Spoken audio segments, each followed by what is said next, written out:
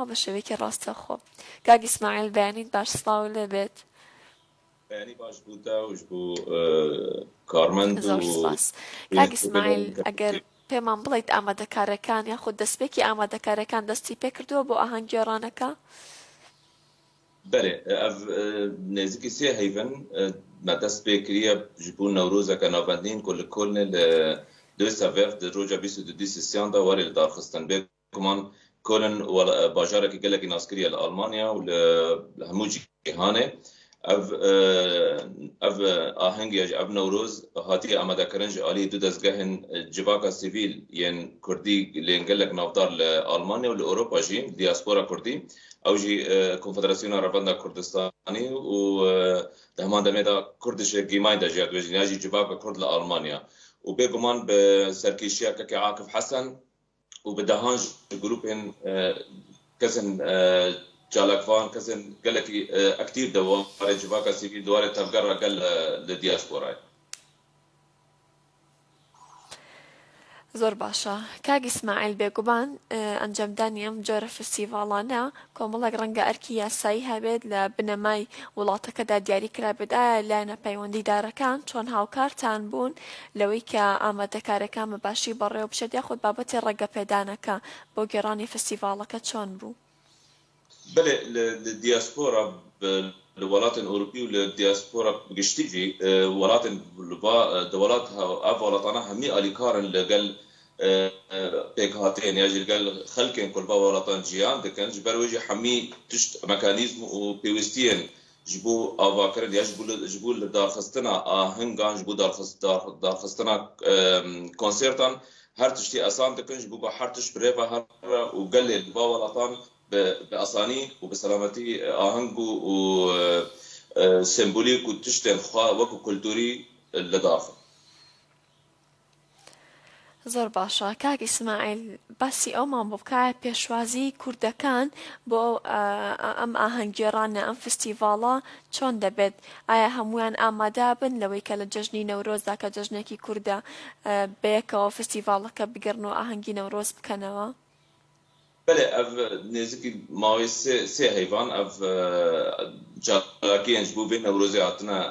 هاتنا لدارخستن تین لدارخستن گلک جبین گلک آهنگ جبو بین نوروزی جبو پشگیرا بین نوروزی هاتن دارخستن بکمان از غازم تکز بکن بینم سر زمان کو اف آهنگ جاب نوروزا نابندین دبن درشما مل بمل دل بدل هفبرتش برو جوای کردستان چماش برو جوای کردستان جبک برو جوای کردستان ایرو دروشه که تایبت را در بسته بتایبەت پشتی روخاندنا سیستما البعث و هاتنا سیستما نو پێویستە کۆ کورد هەرچا پارچەی کوردستانê çil hundirî welat çil derbay welat bibin pêşgir ji bo mav û ji bo daxwazên Kurdên Rojavayê Kurdistanê ev sat jî ev dirûjmatiye hilbijartin bi rastî gel bi kelejaniyeka mezin pêşwaziya vê Newrozê dike آهنگ و جبین ما ده همان دمه دا بجدارن هلوس نخاطین سر زمان بدلک گرم لهیگاوی روزنک و همی گله کرد حشر پارچه کردستانه دویست دیسیسیان دا برای خوابدن کلنه و بهادر الور نوروز که سرکفتی در واسطه. زۆر باشە. کاک ئیسماعیل پێ دوایە ئەنجامدانی ئەم جۆرە فستیڤاڵانە ئەگەر لە بۆنەیەکی کللتوری دابێت لە وڵاتێکی تر لە نێو کللتورێکی تردا ئەم پیشاندانە یارمەتی ئەوادات کە کللتورەکەی ئێمە هەم ئاشنا بێت بە خەڵکی وڵاتانی کە و هەم زیندوش بمێنێتەوە؟ توانی دووبارە بەکی پرساوت من گەلێکی ئەمە کرد؟ زۆر باشە. ئاماژەم بۆ کرد کە ئایا ئەنجامدانی ئەم جۆرە فستیڤاڵانە کە بۆنەیەکی کللتوریە گرنگە بۆ ئەوەی کە کللتوری ئێمە بە وڵاتانی تر بناسێنرێت هاوکات یارمەتی دەربێت بۆ ئەوەی کللتورەکەمان بە زیندوی بمێنێتەوە؟ بێگومان الولاتی دەربا ملت چیجی حکوومەتن با وڵاتانە هەر چاوەڕێنە هەر دغازن کو گەلێن با وڵاتان جیان دکن بە کللتور و بە سەقافەت و هەر تشتێن خوا پێشوازی بکن و پێشا ببن لێ هەر دغازن دەما ئاهەنگ تێن لەدارخستن وەکو نمونە نەورۆز ئەمە کو اب نوروز نتنه کرد دا بجدار بن همی گل الولاتان تدا بجدار بن چه آلمان بن چه همی اروپی بن دبر تدا بجدار بن و بهابتر روجا كالتوري درباس بكن مجبر وجهي قال لك كاس المان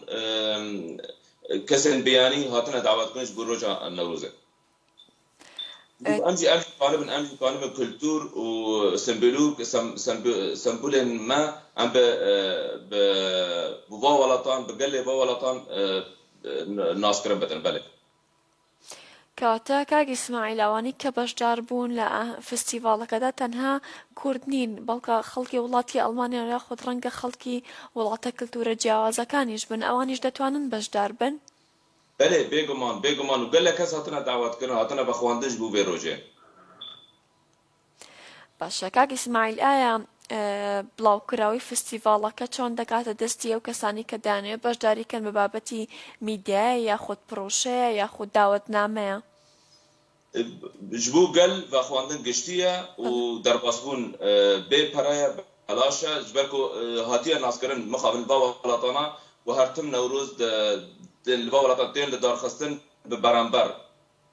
يعني خلتي بجداري نوروز عند بجداري آهنگ نوروز عند برانبر از دغازم تکس بکم لسر في کو اف نوروز عند نبادین که یکل کل دی سیاده ببرن دار خستن بی برانبر بخواندن گشتیه جبو قال لك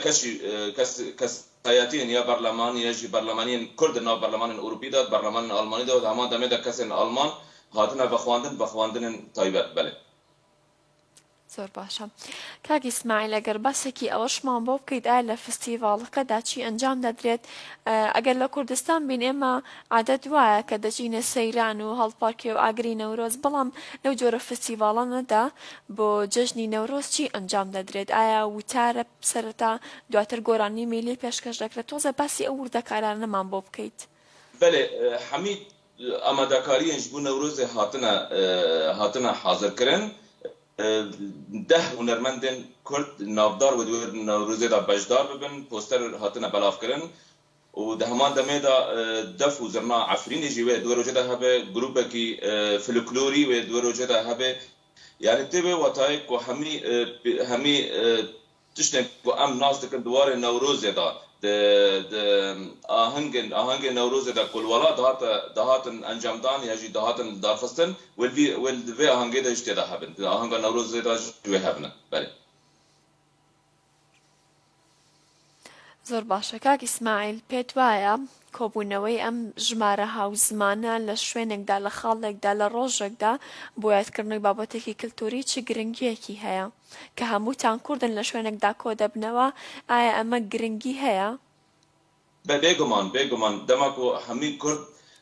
هزاران کورد لێ لە کلک چەمێ ڕاینێ تۆ ببن هەفتر ئاهەنگێکە کلتوری ئاهەنگەکەش بوو نەورۆزێ لە دارخن اب دبن نامايك جبو قال كرد الهندري ولات حشا برشي كردستان تايبش بروج باي كردستان كو قال كرد للدياسبورا كرديجي بشجرش بو ماف و دا خازن قال كرد خلق كرد روجاباي كردستان دهمان دمدا نامايك جبو جبو ولاتن دربا تشمل تش خلق تش حكومتكو كرد دهما هرتم لبي ماف و داخازين خانه بو هفدر كارن هبش دكن جبو كو ببر پشتگر جبو ماف خابل او دبي نامايك بيگمان و دبي باندورك لسر سياسه ولاتن درباجي كو ببر پشتگر جبو ماف كردان بەدڵنەیەوە کاک ئیسماعیل ئایا بابەتی پاراستنی ئاسایش و ئەمنیەتی ئەو ڕۆژە لە ئەستۆی کێ بێت ئایا حکوومەت بۆتان دابین دەکات یاخود ئەو شوێنەی کە فستیڤاڵەکەی لێ ئەنجام دەدەن بێگومان پێویستی بە پاراستن و ئاسایشێکی زۆرە ئایا پلانتان بۆ ئەوەش داناوە؟ بله از دغازم به زلال بکم دروجا نوروز دروجا 22 سیان دا گروپک تایبت هیا هاتیه دست نشان کردن و دوی روزه دا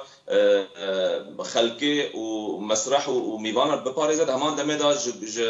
جناف کمیته خباتکاران دا نزدیک 100 کسی آماده کردن هاتیه دست نشان کردن جبو بو خلقی بپارێزن بلی پلیس و امبولانس و حاضرین بوليس المان جبو في روجي يعني از تي وتايت وحمي ميكانيزم حمي بيوستين وروجي هاتن حمي تدابير بيوست هاتنا ستاندن جبو روجا نوروز کەواتە بیرتان لە هەموو وردەکارێکان کردووەتەوە. بله زۆر باشە. کاک ئیسماعیل ئایا ئەمە یەکەم ساڵەکە ئەم جۆرە فستیڤاڵە بۆ بۆنەیەکی کللتوری کە جەژنی نەورۆزە ئەنجام دەدرێت یاخود ماوەی ساڵانێکە ئەزمونتان لەم بابەتەدا هەیە و ئەنجامتان داوە؟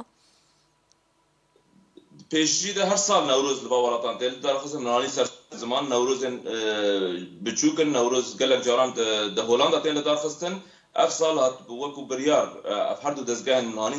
سر زمان بریار ساندن کوی نوروز که نوادین داخل ده پیش روز وکو پلان وکو پروژه هر سال و نوروز نوادین لدیاسپورا کردی وارد در خستن جبو گلکن. زۆر باشە.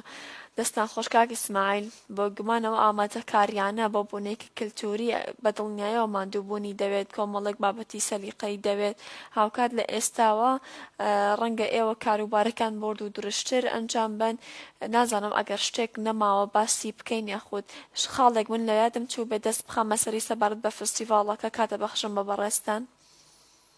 بله از دوازم دریا کانال آور دست پیک اسپاسی آورد که ماکو کانال کرکوک تیوی همین میدیا کردی کو باله دکشین سر به آهنگش بکو گرینگی آوه آهنگه جبو گله کرد بگشتی و جبو روجاوای کردستان بتایبت گلک مهمه گلک گرینگه ده همان دمه دا بجداربونا میدیا کردی دبی باندورا که مزن لسر گل لسر تفگرا ما و گلک کار مجی هنگی آسان دکه براستی هم سپاسیا واد کند همان دمید از بانک گله کرد دریا کانال وارج دکم لدیاسپورا کردی کو اسبه بجم دروجا 20 دیا دورن 20 سیان دورن الکل نه کو ام بهاترا آهنگ که سرکتی دارخن و ام آلا کردستان لعزمان کل بلند بکنج بو ام اثبات بکنج ج اولاتان را گله اولاتان را کو کرد ام کرد وانا قالك اشتيانانا قالك ج مافي خو حزدكن وبحمي بكاتين جهان اذا جام كانن بهدرا قارن سركتي تشيبك بله بێگومان. کاک ئیسماعیل حەزەکەم ئاماژەش بۆ بدەیت ئایا لەو ڕۆژەدا میدیای ئەڵمان یاخود ئەتوانین بڵێن کەناڵەکانی وڵاتی ئەڵمان ئەگەر ناوخۆیەکان بێت یاخود گەورەکان بێت ئایا بەشدار دەبن ئەم بابەتە کللتوریە بۆیان دەبێت بە هەواڵێکی گەرم کە لە میدیاکانی خۆیانەوە پەخشی بکەن؟ جارنا بجدار دبن قالك آهنگ و قالك كونسرتين كردان دا نتنه كردان دا حمي بكاتين باولاتان دا بجدار دبن وجبو نوروز 22 جاتنا بخواندن از باورم و بجدار ببن بله. زۆر باشە. کاک ئیسماعیل سپاس کە لەگەڵمان بوویت ئەمڕۆ، سپاس بە وەڵامدانەوەی پرسیارەکان. لە ئێستاوە ڕۆژی جەژنی نەورۆزتان پیرۆز بە هیوای گەڕانی فستیڤاڵێکی پڕ لە جۆش و خڕۆشی بۆ ئێوە. سپاس ئەگەر تۆ شتێکە ما بێ لە کۆتاییدا پێشکەشمانی بکەیت. قالك سباش بو كانالا كركوك تي في جبو جنابتا وجبو بروجراما دوا بياني باش وجبو تماشفان نوا و ام بهدر هر نوروز کا سرکفتی بهرین بهدر هر نوروز کا سرکفتی 22 سیاندر لکلنه سپاس و دست پاسا سپاس بۆ تۆش دووبارە سپاس کە لەگەڵمان بوویت کاتمان گرتی سپاس بۆ کات بەخشینەکەت زۆر سپاس دەکەین بە هیوای ڕۆژێکی خۆش بۆ تۆ خۆت لەگەڵ بەڵێ